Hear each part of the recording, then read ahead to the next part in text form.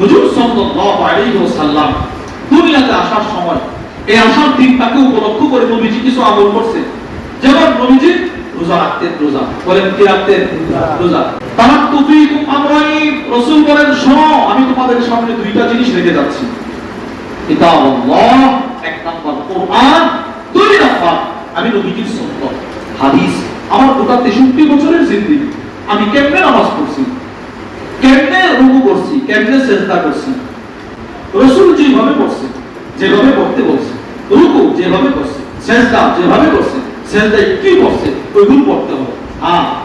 হুজুর সাল্লাল্লাহু আলাইহি ওয়াসাল্লাম দুনিয়াতে আসার সময় এই আসার দিনটাকে উপলক্ষ করে নবীজি কিছু আমল করছে।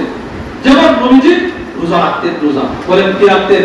রোজা। রাসূল যা করছে আমরা তা করব। মা আতাকুমুর রাসূল ফাখুদু, নবীজি যা নিয়ে আসছে সেগুলো গ্রহণ করব।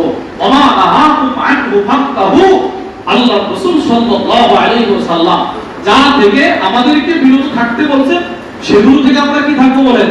বিরত থাকবো।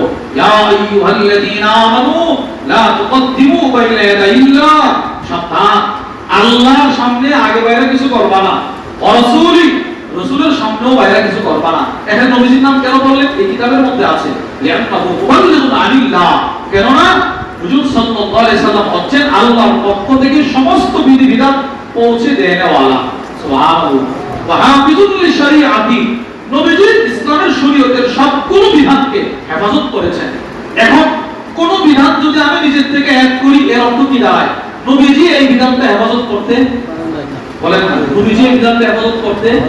এইজন্য আমাদের উলামায়ে কেরাম বলেন ইসলামের যত বিধান আছে সব সুন্দর। বলেন ইসলামের যত বিধান আছে সব কি? কিন্তু আমার চোখে কোনো জিনিস সুন্দর দেখলেই এটা ইসলামে ঢোকানো যাবে না। আল্লাহ আমাদের সকলকে কোরআন হাদিস সামনে রেখে হুজুর সাল্লাল্লাহু আলাইহি ওয়াসাল্লামের সিরাতকে সামনে রেখে ঈমান, আমাল, জিন্দেগি, পরিবার, সামাজিক, পারিবারিক সমস্ত সেক্টরে আমাদের জিন্দেগি সাজাইবার মেহনত করার তৌফিক দান করেন। বলেন আমিন।